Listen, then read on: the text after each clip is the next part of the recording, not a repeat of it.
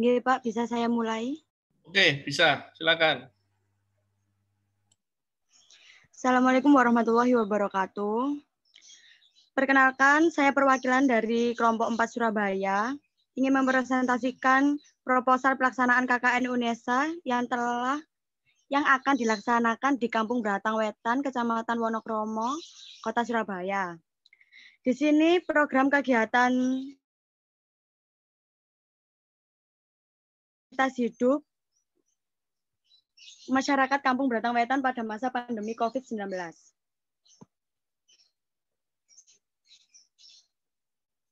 Langsung isinya ya, Pak? Ya, langsung kegiatan aja. Oke. Di sini rencana pemecahan masalahnya saya menggunakan program unggulan yaitu sosialisasi masyarakat. Kegiatan ini diadakan guna menumbuhkan kesadaran masyarakat akan pentingnya protokol kesehatan selama pandemi. Dalam kegiatan ini, masyarakat akan Bentar, diajak ini untuk selalu menerapkan temanya apa temanya? Ngambil tema kemanusiaan. kemanusiaan, KKN kemanusiaan ya? Ye. Oke, lanjut.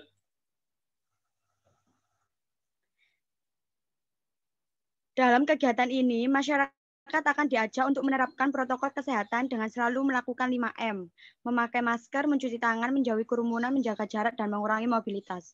Hal tersebut akan dielaborasikan antara masyarakat setempat dengan mahasiswa KKN dari UNESA. Edukasi anak-anak. Kegiatan ini dilaksanakan guna membantu kegiatan akademik anak-anak dalam melakukan sekolah daring.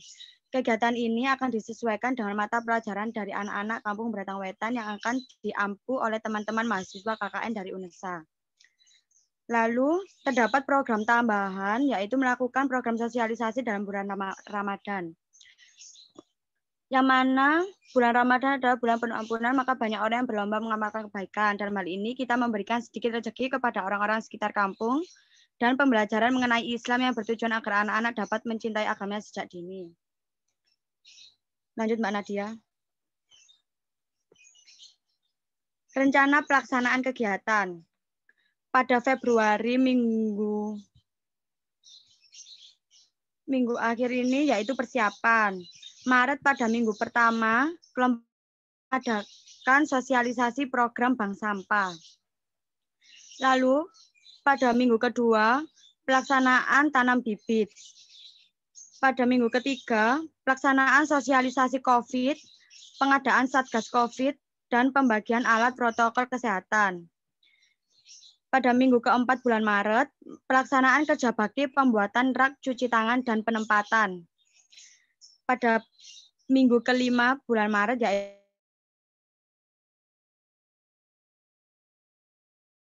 pada minggu pertama bulan April, pelaksanaan sosialisasi women interest dan mental health.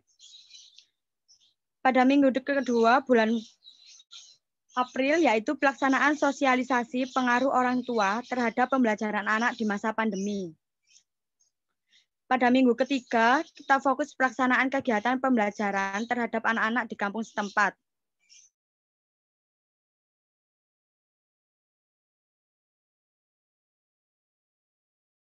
Lomba mewarnai maupun lomba-lomba yang lainnya. Pada bulan Mei, pada bulan pertama, sudah memasuki hari puasa, yaitu pelaksanaan kegiatan pembagian takjil. Pada minggu kedua bulan Mei, yaitu libur Hari Raya Idul Fitri. Setelah itu pada minggu ketiga bulan Mei, pelaksanaan kerja bakti sosial. Minggu keempat yaitu pelaksanaan kerja bakti. Minggu pertama pada bulan Juni yaitu penutupan. Minggu kedua pembuatan laporan. Minggu ketiga, sudah Pak. Di sini terdapat jadwal pengerjaan setiap hari, jadwal seluruh anggota pengerjaan setiap harinya, mulai dari tanggal 23 Februari sampai tanggal 15 Juni. Dibacakan sekalian, Pak, atau bagaimana? Iya, enggak apa-apa. Secara najak globalnya, mulai prosedur awal, perencanaan, kan ini ada perencanaan program bank sampah kapan sampai nanti ke evaluasi tiap program itu tadi. Apa? Biar tahu rundown-nya.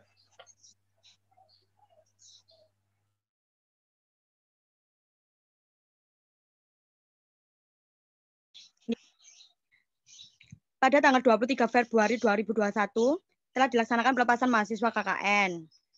Pada tanggal 24 Februari kita melakukan rapat program kerja. Pada tanggal 25 penyusunan proposal KKN dan penyerahan proposal kepada DPL. Pada tanggal 26 Februari, tanggal 27 Februari hari ini, kita melakukan penat KKN kedua. Pada tanggal 28 Februari, kita melakukan persiapan sebelum terjun.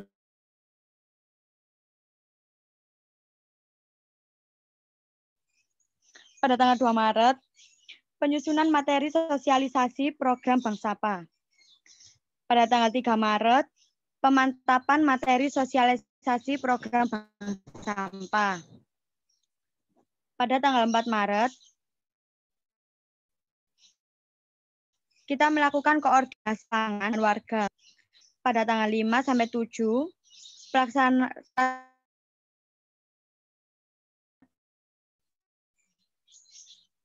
lanjutan pelaksanaan program Bank Sampah.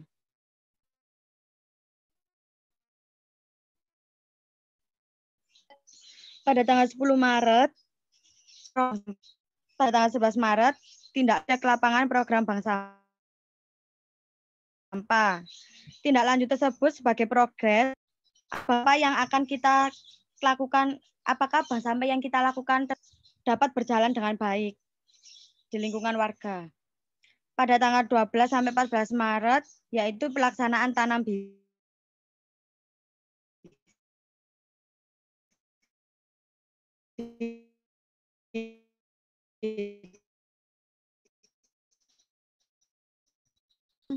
Plastik ke kita, ke kelompok KKN kami, itu kita hargai seharga Rp200 untuk satu botol plastik. Dan hasil dari botol plastik yang telah kita kumpulkan tersebut, kita jadikan pot, lalu kita tanam bibit dan ditanam di sekitar rumah warga setempat. Karena rumah warga setempat sini terlihat gersang. Hanya ada beberapa rumah yang ada pohonnya atau ada tanaman hias semacamnya. Lalu pada tanggal 15 Maret, rapat koordinasi pelaksanaan sosialisasi COVID dan pengadaan. Tanggal 16 Maret, penyusunan materi sosialisasi COVID. Pada tanggal 17 Maret, pemantapan materi sosialisasi COVID. Pada tanggal 18 Maret, pembelian bahan untuk pembagian alat protokol kesehatan. Pada tanggal 19 sampai 21, yaitu pelaksanaan sosialisasi COVID, pengadaan Satgas COVID, dan pembagian alat protokol kesehatan. Mengacu di mana dalam kampung ini, kampung tersebut kurangnya kesadaran atas mentaati protokol kesehatan. Misalnya memakai masker, karena kampung Batang dekat dengan pasar. Pada tanggal 22 Maret, rapat koordinasi program kerja bakti pembuatan rak cuci tangan. Pada tanggal 23 Maret, pembelian bahan. Tanggal 20 Maret, koordinasi dengan warga setempat. Jadi kita koordinasi untuk mengumpulkan massa untuk kerja bakti, pembuatan rak, dan pemilihan tempat strategis untuk rak tersebut ditempatkan. Karena di sekitar kampus ini tidak ada sama sekali tempat cuci tangan. Lalu tanggal 25 Maret, cek lokasi untuk penempatan rak cuci tangan. Tanggal 26 sampai 28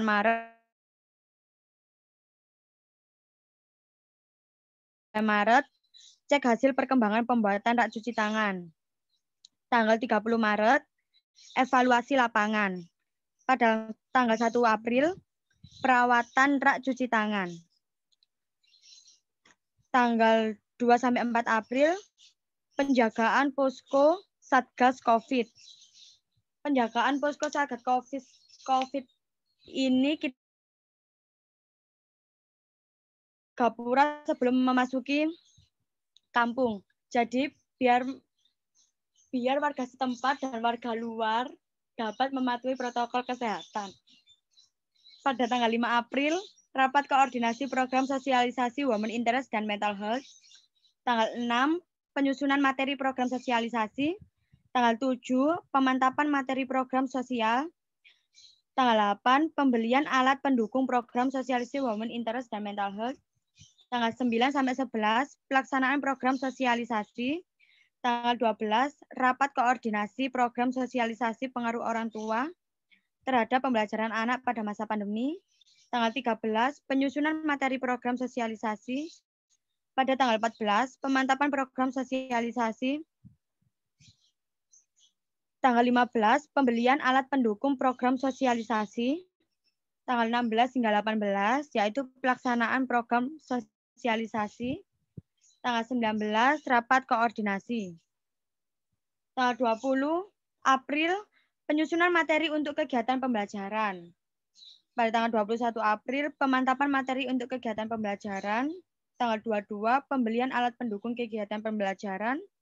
Tanggal 23 hingga 25, yaitu pelaksanaan kegiatan pembelajaran. Tanggal 26, yaitu rapat koordinasi kembali. Tanggal 27, penyusunan materi.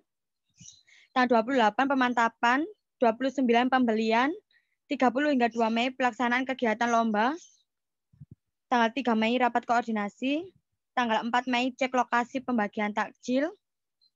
Tanggal 5 Mei, pembelian alat pendukung untuk kegiatan pembagian takjil. Tanggal 6 Mei, pembelian bahan makanan untuk kegiatan pembagian takjil. Tanggal 7 sampai 9, pelaksanaan kegiatan pembagian takjil. Tanggal 10, melakukan evaluasi kegiatan. Tanggal 11, rapat koordinasi untuk program selanjutnya.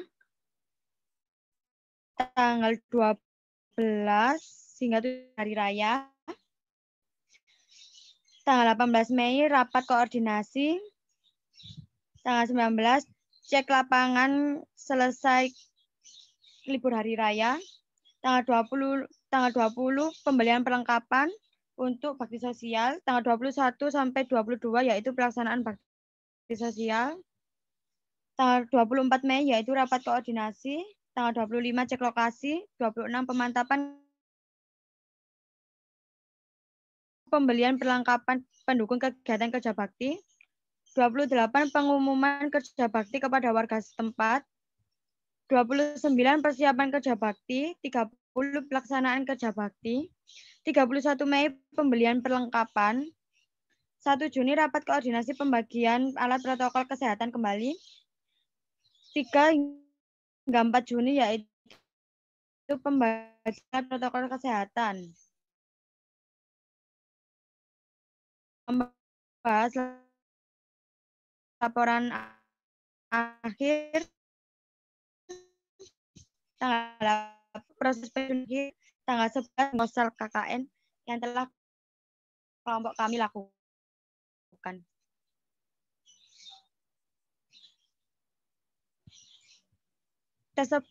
Tersebut data jadwal yang telah kelompok kami rancang, Pak.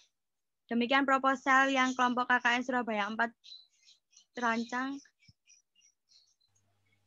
Terima kasih. Ya, terima kasih.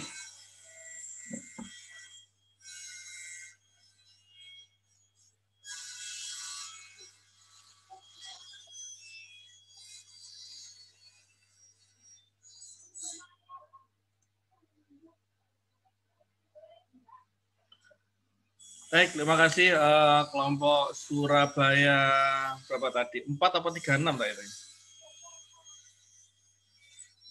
4, Pak. 4 ya, kelompok Surabaya. Ya, saya nanti nge-review-nya nanti aja sekalian. Lanjut mungkin Surabaya 36. Ada yang siap? Surabaya, kelompok KKN Surabaya 36. Iya Pak, sebentar ini mau share screen. Oke.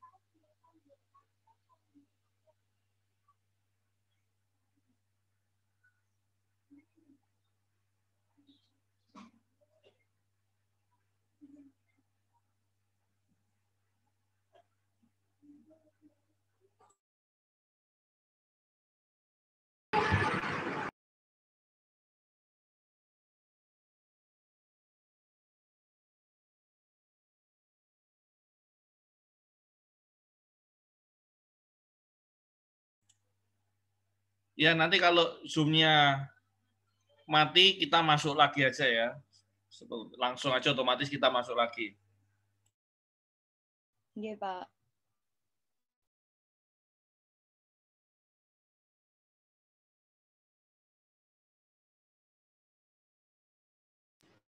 Pak, ini mau share screen, tapi nggak diizinkan host, Pak.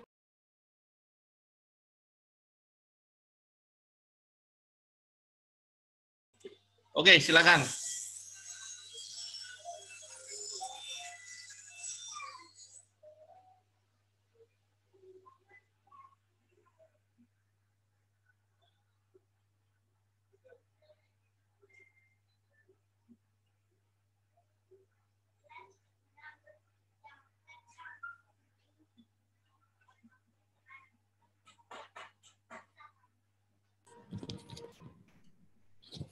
Assalamualaikum.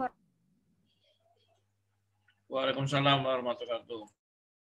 Dari kelompok KKN Surabaya 38 yang berjudul Upaya Pencegahan dan Penanganan COVID-19 serta Pengajaran yang Mendukung Pembelajaran Anak.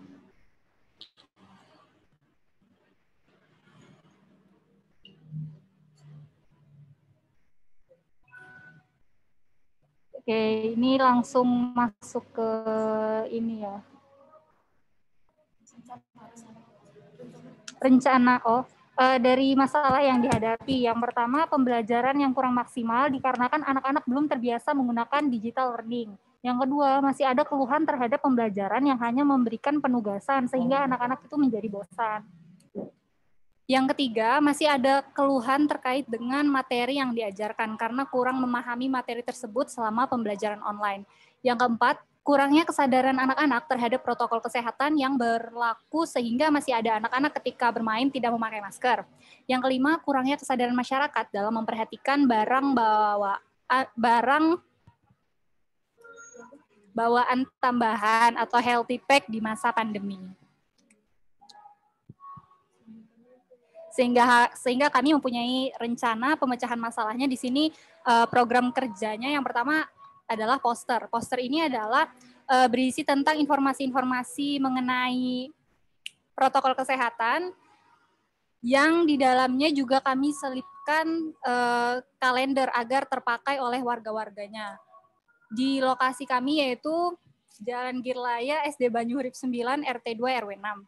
Yang kedua, kami juga akan membagikan masker pada masyarakat di sekitar RT 2. Yang kedua, pembuatan hand sanitizer dan tempat cuci tangan sederhana, di mana hand sanitizer ini juga akan kami bagikan pada rumah-rumah warga sekitar RT 2. Dan tempat cuci tangan ini akan kami letakkan pada tempat-tempat strategis yang sekiranya akan digunakan oleh orang untuk cuci tangan.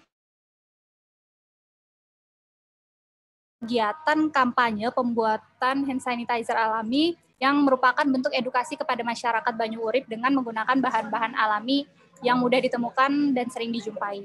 Yang kelima, mengajar mengaji. Nah, kebetulan di RT 2 RW 6 Banyuurip ini ada kegiatan TPA.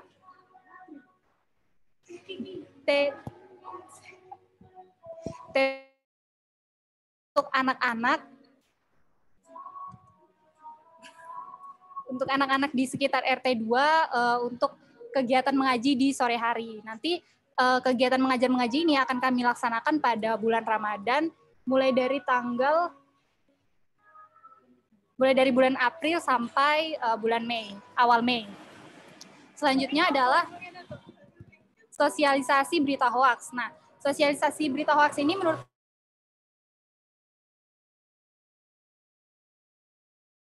karena berkembangnya teknologi informasi yang pesat tuh pada masa ini memudahkan penyebaran informasi sehingga masyarakat harus pintar-pintar memfilter informasi yang diterima. Yang ketujuh adalah Taman Baca Masyarakat. Kegiatan ini sebagai media edukasi untuk masyarakat yang berisi buku, majalah, dan koran. Adapun buku, majalah, dan koran ini akan kami peroleh dari sumbangan yang kami laksanakan dari kelompok kami.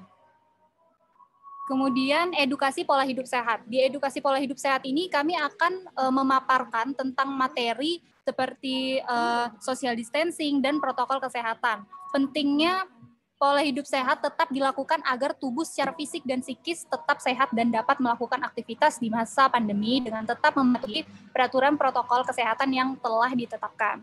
Yang ke-9, pembuatan sound system. Untuk mendukung masyarakat Banyuurip melaksanakan protokol kesehatan dengan baik, maka kami menawarkan program pembuatan sound system yang berisi tentang infografis singkat tentang peringatan penerapan 3M, yaitu memakai masker, mencuci tangan, dan menjaga jarak. Untuk meningkatkan kesadaran masyarakat dalam menerapkan protokol kesehatan. Sound system ini akan diletakkan pada tempat-tempat yang mudah dijangkau oleh masyarakat. Yang ke-10 adalah taman belajar. Taman belajar ini akan kami buat seperti perpustakaan mini, di mana di situ anak-anak akan bisa menggunakan tempat ini sebagai tempat membaca ataupun tempat mengerjakan tugas. Dan yang terakhir adalah sosialisasi bahaya jentik-jentik, yaitu kegiatan ini memberikan informasi mengenai bahaya jentik-jentik sehingga masyarakat lebih waspada terhadap bahaya demam berdarah dan menanggulangi agar tidak terjadi demam berdarah. Adapun rencana pelaksanaan kegiatan di sini kami rencanakan dari bulan Maret sampai bulan Mei, yaitu dari bulan ketiga sampai bulan kelima. Di sini taman belajar, edukasi pola hidup sehat, poster, pembagian masker, pembuatan hand sanitizer, dan pembuatan tempat cuci tangan kami laksanakan pada bulan ketiga, yaitu kegiatan rutin yang kami laksanakan 2 kali seminggu pada hari Rabu dan Jumat setiap sore. Untuk edukasi pola hidup sehat dan edukasi lainnya seperti hand sanitizer dan tempat pembuatan cuci tangan ini kami laksanakan setiap hari Minggu. Jadi berurutan dari minggu pertama hingga minggu terakhir bulan Maret. Selanjutnya memasuki bulan keempat, yaitu bulan Ramadan, kami mengadakan kegiatan rutin pengajian yang kami laksanakan setiap sore bekerja sama dengan mengajarkan ngaji kepada anak-anaknya. Selanjutnya literasi budaya. Jadi selama bulan Ramadan itu juga diselingi oleh materi edukasi literasi budaya. Kami rasa ini penting karena akan disampaikan kepada anak-anak supaya mereka bisa tetap mengingat akan budaya-budaya Indonesia. Yang keempat prosesnya dan akan diresmikan pada bulan kelima. Edukasi berita hoaks, edukasi bahaya jentik-jentik, dan pembuatan taman baca itu mulai dari bulan kelima dan akan diresmikan pada akhir pertemuan yang kami rencanakan itu pada tanggal 30 Mei 2021. Nah, adapun personalia kami seperti ini, ketuanya adalah Rivo, dan anggota-anggotanya dengan masing-masing tugasnya. Di sini kami membentuk dari ketua, sekretaris, bendahara, acara, humas, Pubdekdok, dan perkapman sekaligus konsumsi. Baik, sekian dari presentasi kami. Oke, terima kasih.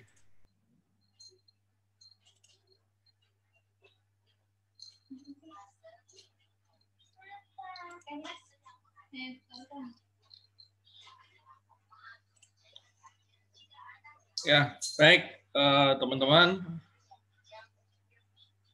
Ini kayaknya 2 menit lagi waktu normal akan mati.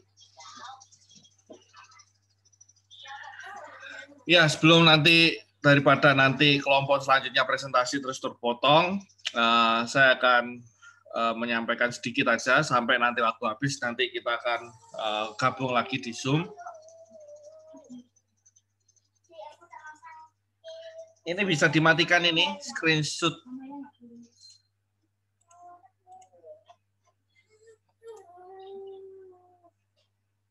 Oke. Baik, tadi ada 2 kelompok. Yang kelompok terakhir Surabaya 4 tadi apa tentang Surabaya 32? Temanya apa ini? Kewirausahaan, apa kemanusiaan, apa ini? KKN apa ini? Pendidikan, Pak. KKN? KKN apa? Ya? Pendidikan, Pak. Pendidikan. asistensi satuan pendidikan. Iya. Oh, ini gini, asistensi satuan pendidikan enggak seperti itu. Asistensi satuan pendidikan itu teman-teman full di satuan pendidikan. Jadi di lembaga pendidikan SD, SMP, SMA. Nah, di situ nanti teman-teman tugasnya adalah hampir mirip seperti magang, membantu perencanaan kurikulum, membantu perencanaan evaluasi. Jadi bukan itu. Lebih baik diperbaiki, direvisi, itu menjadi KKN kemanusiaan atau KKN kewirausahaan. Kalau asistensi satuan pendidikan itu enggak seperti itu. Asistensi satuan pendidikan itu KKN-nya itu bermitra dengan satuan pendidikan, baik pendidikan formal maupun